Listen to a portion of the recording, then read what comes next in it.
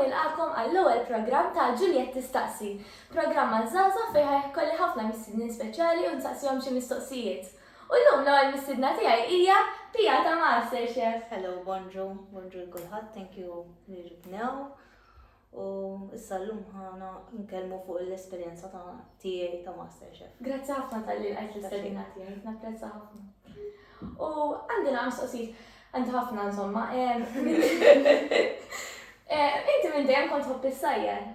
Since I think it's been running in the family since I was about 3. I started cooking, 3 or 4. I remember mommy telling me always to come in the kitchen, always cooking together. But then for the baking she always say, go to Nana because you make a mess in here, and she used to hate it.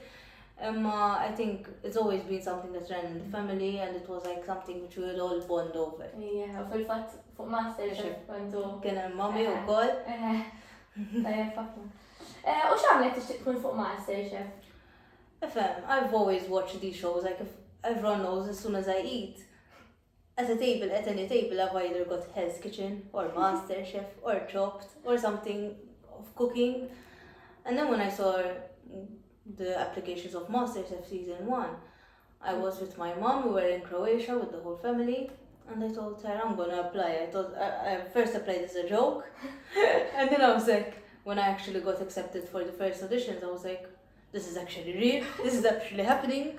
And then it was like second guessing, and actually I was going back and forth whether I was actually gonna go after applications. I was really unsure, and then I was just like, we're just gonna do it and we'll see what happens. So għamilt għax mor tajjeb. U inti xogħolok mhux fi tisir ux. Le, jien naħdem fil-marketing, jien naħdem aktar full-time kważi sena, imma part-time u full-time fil-imkien 3 sena u nofs. Xaġek. U kellek xogħlijiet oħra qabel marketing? U kont naħdem l-ewwel xogħol tiegħi kien ġo restaurant actually. Kont imma mhux fil-kċina bħala waitress. U domt xahar għax ma nistax għaliha. U mbagħad dimt bħala cashier, u mbagħad dimt fil-accounts, u mbagħad bdejt fil-marketing. Tajjeb. Interessanti biddilt nara. Ija, biex insib posti, u mbagħad issa naħseb sibtu u vera kontenta. U inti ġa kont ta' fama fuq il-midja soċjali qabel MasterChef fuq TikTok. Tista' tgħidilna ftit fuq kif kont sirt daqshekk popolari? Mela, it started off in COVID. In COVID, everyone, at first it was like the thing to be cool, like, I don't like TikTok, but secretly everybody was doing TikTok at the time. And then it started off with starting to do live streams. I gained about 1,000 followers. And then I was in this group. Back in the day, it was called the Rebels Malta. It was disastrous of a group. All we did was dance and meet up, and didn't last very long. And then I started dancing around Malta, because I love to dance. I've been dancing since I was 4 or 5. And then it ended up slowly changing into cooking lives, and that's where it really gained a lot of followers, and it grew over 16K followers. Now we're at over 20,000 wara MasterChef. Nispera kieku nġib daqshekk. U meta nimxi pereżempju il-weekend kont il-agrifair ta' għali. Kull 5 sekondi. Ħarapja. Nieħu gost, imma fl-istess ħin nħossni awkward, għax ma nafx laqbad ngħidilhom. U qatt immaġinajt ħassir daqshekk ta' fama. Jiena dejjem kont inħobb quddiem il-kamra. Meta kont żgħira kont nieħu ommi kellha il-MacBook u kellha l-photo booth u kont inkellem waħdi fuq il-photo booth. So naħseb it was something inside of me. Li vera nħobb nagħmilha. Like I try and bring my channel is about bringing positive vibes into everything. Kelli merch line qabel tal-positive vibes fi żmien il-COVID. It was something I think that I could bring my happiness to try and bring. There's so much hate on social media nowadays that it was my space where I felt finally like myself. It was like my little family, and it started growing and trying to spread the love and the happy energies throughout. U Int ma ddaqx turi l-emozjonijiet ta' ansjetà minħabba l-ħin limitat u l-isfidi tal-programm. Kif tikkopja ma' dan l-ambjent stressanti u x'inhuma l-istrateġiji tiegħek biex iżżomm soda? Mela, MasterChef everyone. Kod min il-bikkejja, għax kull darba nikbi. Nifmek jiena. Kienet position fej vera kont stressed, qatt ma kelli xi ħaġa bħala f'ħajti, dak is-stress kollha. Il-kameras fuqek, tipprova żomm calm, and I think what a lot of people don't see is that I was much younger than most of the other contestants. So maybe they've had some other experiences which I didn't, and so the first thing I did when I panicked was cry, because I was like, I know how to do this at home. I've done this, especially at the mommy restaurant takeover. I was like, I didn't actually cry in that episode, but the amount of stress, like I've done sushi, I do sushi on a regular basis.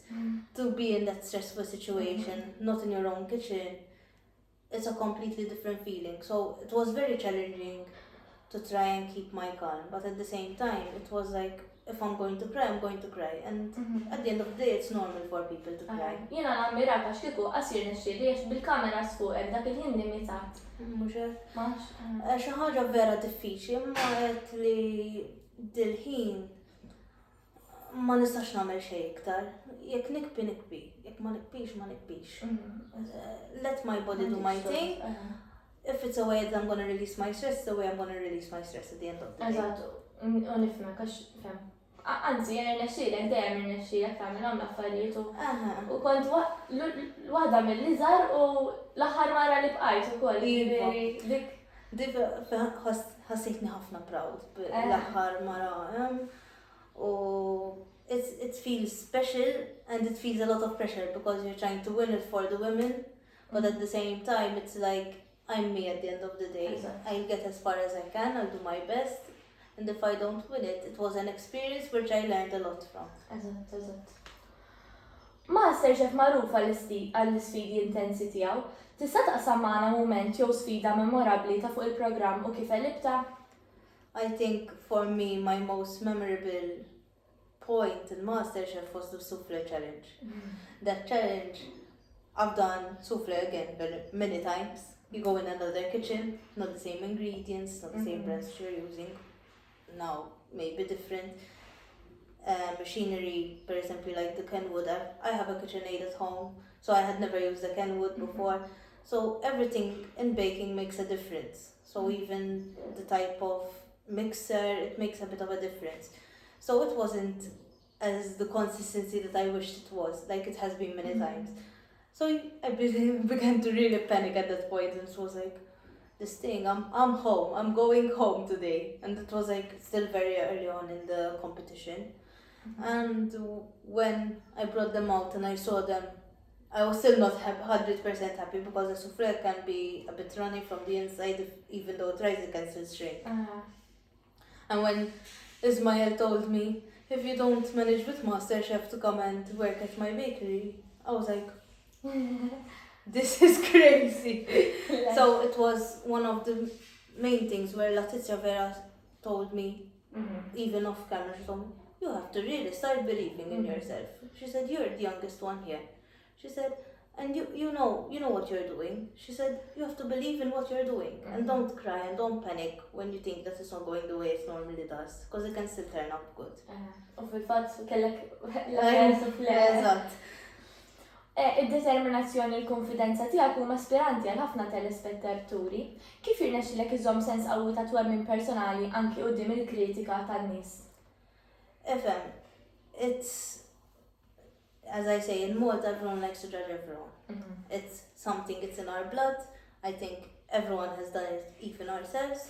Maybe I haven't done it on Facebook, but said, Madonna radi, aradak. You know, it's naturally in us.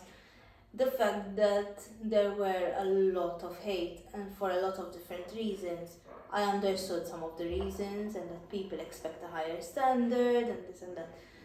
It was, I think, with my experience of being on social media before, it was much easier for me to cope with it. It was like, let them say what they want.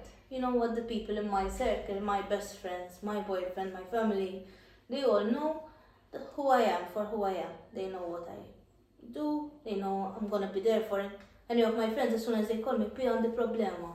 Even if it's at 11 o'clock at night, I go and I had one of my friends.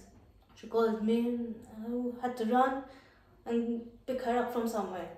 That's who I am. So these people who don't know me and see a little bit of me on a television, why am I going to get upset because they're hating on me? I don't care. Keep on. I don't even respond, and that's the best way to do it. Don't answer, because if you answer, you're fueling the fire. We had the same conversation with Dale. Dale's like, how do you not answer? I told him, Dale, by answering, people are going to comment more to you. Għandek raġun, imma ma nistax għalija. Dale, għalihom jgħidu. Għax inkelli iktar ħajibatu. Iva, ħafna. Barra minn MasterChef, x'inhuma l-aspirazzjonijiet tiegħek fid-dinja tat-tisir? Hemm xi cuisines jew tekniċi partikolari li eċitata biex tipprova? Obviously I'm always looking forward to learn new techniques and different. Mommy has cooked from all over the world, so I try and take that into consideration. For me, I think now I haven't even launched it yet, so you're the first people really hearing about it. I'm launching my own home bakery. So I'm going to handle cakejiet, cupcakes, cookies, some affarijiet. Per eżempju, special occasions, just regular packets. So this is something I really want to push into and actually grow a business out of it. U jena nixxi minn għandek. Issa nagħmellek birthday cake. Bħala xef żgħira, x'inhu l-parir li tagħti liż-żgħażagħ li jaspiraw li jkunu xefs huma wkoll imma jaf jaffaċċjaw sfidi u dubji fuq il-passjoni tagħhom? Obviously, I'm not technically a chef. I'm a home cook. Some people might call me a chef. Those who are really looking into it as a career, first of all, study, look, read, focus, and just do everything with your heart. For me, I cook out of love. It's something that comes naturally to me. And obviously there's going to be up and down roads in everything. In any job that you do, not even in cooking, there's a lot of it. Because you feel high one day, low one day, especially like my MasterChef experience, it was like an up and down roller coaster. But from every down, you're going to learn something from it and it will make you stronger overall. Thank you tal-klim ispiranti. Meta tħares lura fuq il-vjaġġ tiegħek ta' MasterChef, x'inhi l-iktar lezzjoni prezzjuża li tallimt kemm professjonalment u personalment? So from the show, it helped me grow a lot personally, as in the fact that I was surrounded by people who are much older than me and much more experienced. It's we became a family over there, and everyone was behind me and everyone was behind everyone.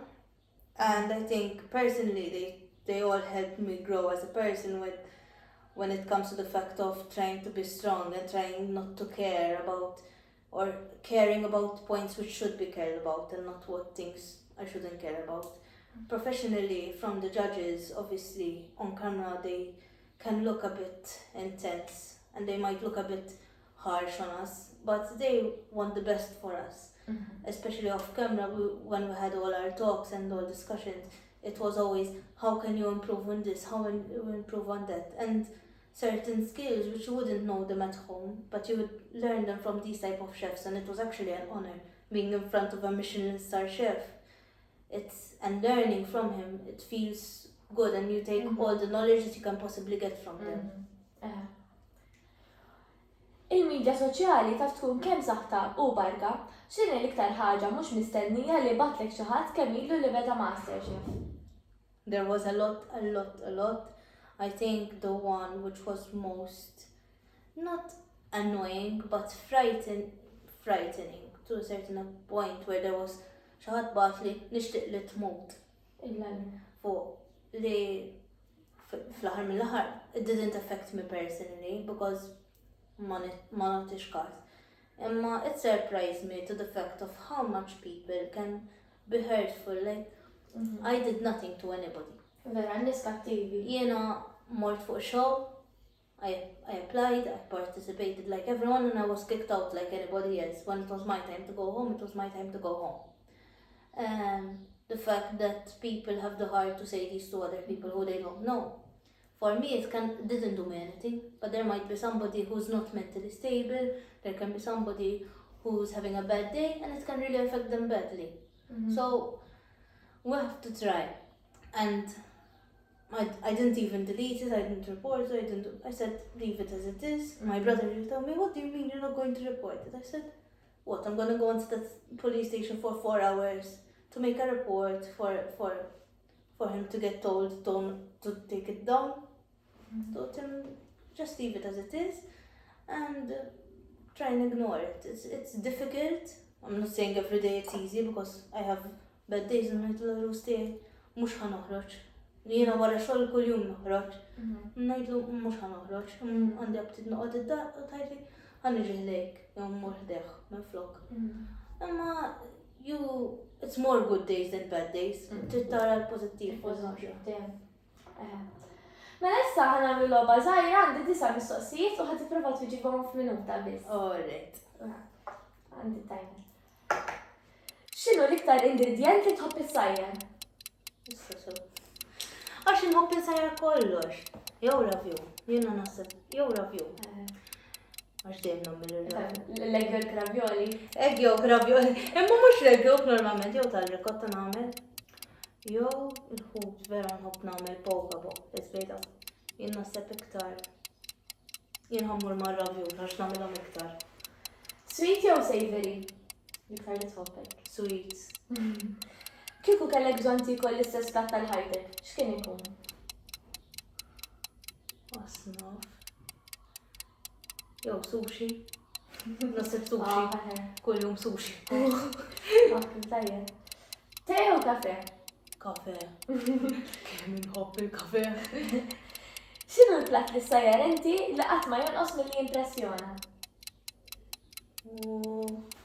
Asnaf jiena qalla tajmer. Skada ma intaqsuhom l-okserta. Li dejjem jew meta nagħmel jew xi roast, nagħmel roast. I reject the roast chicken with butter. And my boyfriend the first time he tried to look at me, he's like, this is very good. I told him I know. So naħseb dak. X'inhi l-iktar kombinazzjoni tal-ikel stramba li doqt u għoġbitek? Jo, ċibġol ice cream mhux ħażina. ċibġol McFlurry. Ħafna nies rajt għax-xram bil-Oreo McFlurry. Tagħmel biċċa Oreo, biċċa ġelat, ċib, top. Tajba. Meta mmur McDonald's. Kieku kellek tiekol ma' kok popolari, min kien ikun? Mal-Gordon Ramsay. Kemm nixtieq. U ngħidlu inti idiot stent. Nagħmel dak għall-veri tmur nikol miegħu. Limi l-iktar moda tal-ikel overrated għalik? Like restaurant jew? Food trend. So. Għax inħobb il-food trend jiena. Jiena naħseb il-fairy bread. Ftakar dak kienu jagħmlu hops bi-sprinkles fuqha. Rajta xi ħaġa bla sens wis. Ħobża bil-sprinkles. Ma nistax għaliha. Improvajta mhux l-ġbitni ħafna. U l-aħħar mistoqsija x'inhu l-comfort food tiegħek? Chicken nuggets. Naf li ħażina li ngħidlek għax MasterChef imma. Ma tajbin wis. Jekk ikolli ġurnata ħażina, McDonald's drive-thru, 6-pack nuggets. Eżatt. Ma dak il-mistoqsijiet tiegħi kollha. Grazzi Pia ħafna. Thank you for having me. I really enjoyed it. Napprezza ħafna. And good luck for the future podcast. Thank you.